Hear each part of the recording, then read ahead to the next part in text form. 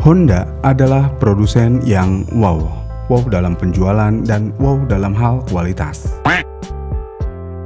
Menariknya adalah Honda bisa mencapai posisi ini karena satu unit motor yang kalau bisa dibilang ini bukan motor lagi, ini udah kayak kacang. Karena setiap tahunnya motor ini bisa terjual jutaan unit. Bahkan di tahun 2025 motor ini bisa laku sampai angka 1.850.000 unit. Dan ya, motor ini adalah Honda Beat. Mau apapun kondisi Honda Beat, mau rangkanya bisa karatan, mau behelnya diganti dengan plastik, mau bracketnya diganti plastik juga, Honda Beat akan tetap menjadi motor terlaris entah sampai kapan. Dan bisa dibilang juga Honda Beat adalah senjata utama Honda.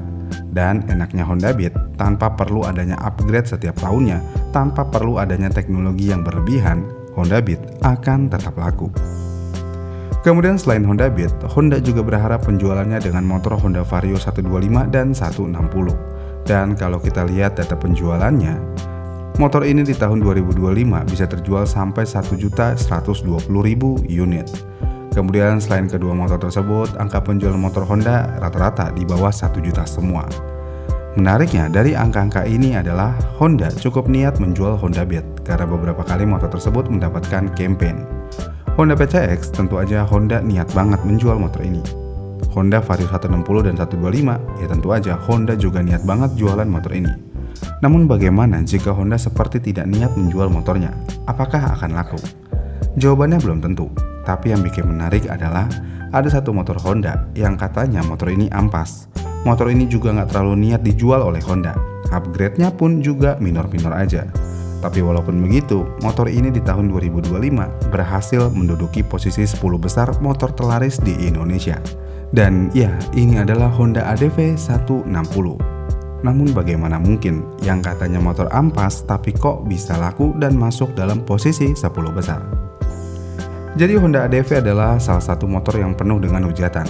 Tenaganya loyo tapi desainnya agresif. Gaya-gayaan seperti motor off-road tapi tenaga di on-road aja ngos-ngosan. Harganya mahal, bentuknya gitu-gitu aja. Awas, pecah rengkes, dan lainnya. Ya, motor ini benar-benar dihujat abis-abisan oleh netizen Indonesia. Namun hujatan tidak membuat motor ini tumbang, karena motor ini berhasil terjual 100.000 unit di tahun 2025 dan masuk dalam kategori 10 motor terlaris. Namun kenapa bisa? Jawaban sederhananya adalah motor ini adalah pelarian dari Honda PCX. Oke, PCX mungkin muka utama Honda untuk di segmen motor matic premium, tapi sayangnya motor tersebut terlalu mainstream untuk sebagian orang. Jika pasar tidak mau motor yang terlalu mainstream, tentu aja mereka akan mengambil alternatifnya. Dan disinilah kecerdasan Honda.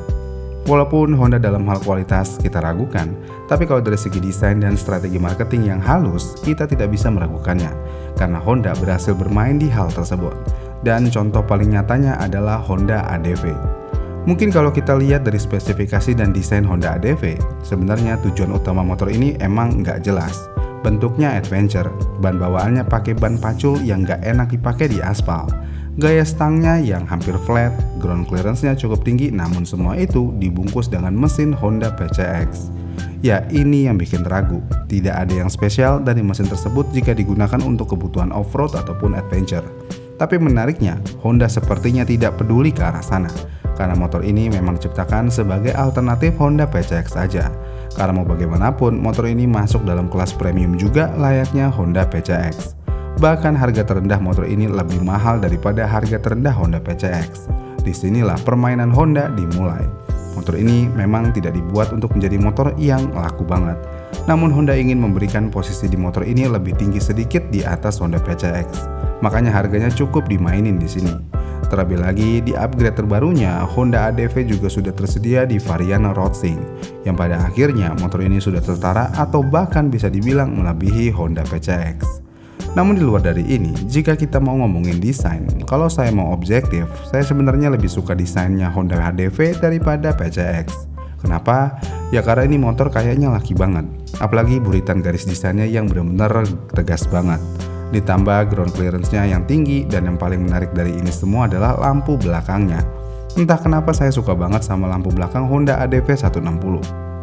Kemudian untuk rasa berkendaranya, motor ini menurut saya pribadi cukup enak, bahkan lebih enak daripada PCX. Karena dirasa lebih rigid dan lebih gimana gitu ya. Sensasi adventure-nya cukup dapat.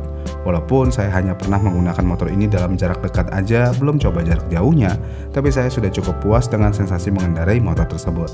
Dan yang mengejutkannya adalah, walaupun motor ini bisa dikatakan cuma motor ala-ala adventure doang, namun ketika kena jalanan rusak, motor ini sebenarnya cukup nyaman untuk melibas jalanan rusak tersebut.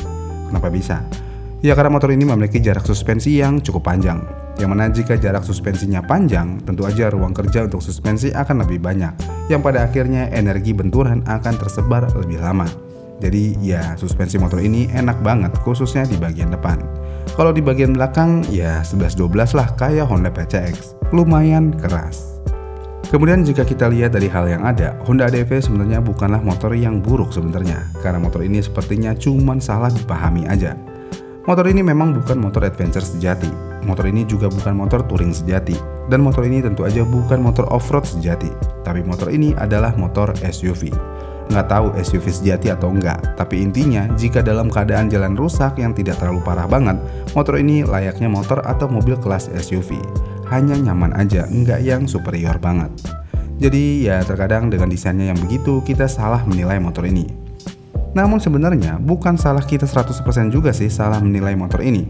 Karena mau bagaimanapun, jika kita melihat motor tersebut menggunakan ban pacul dari bawaan pabriknya, tentu aja mindset kita akan terfokus ke motor off-road.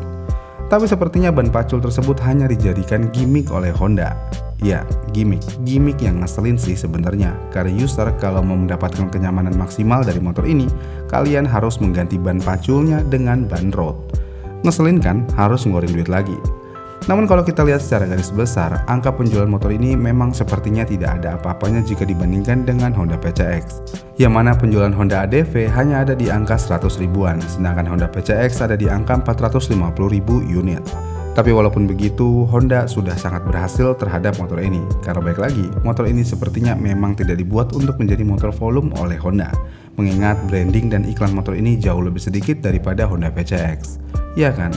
Namun satu hal yang cukup pasti kenapa motor ini walaupun dihujat masih bisa laku, jawabannya karena motor ini hampir tidak ada pesaingnya. Kita harus mengakui pesaing terdekat Honda adalah Yamaha. Walaupun angka penjualannya memiliki perbedaan bagaikan langit dan bumi, namun Yamaha tetap kompetitor utama Honda di Indonesia, dan Yamaha tidak punya motor di segmen tersebut.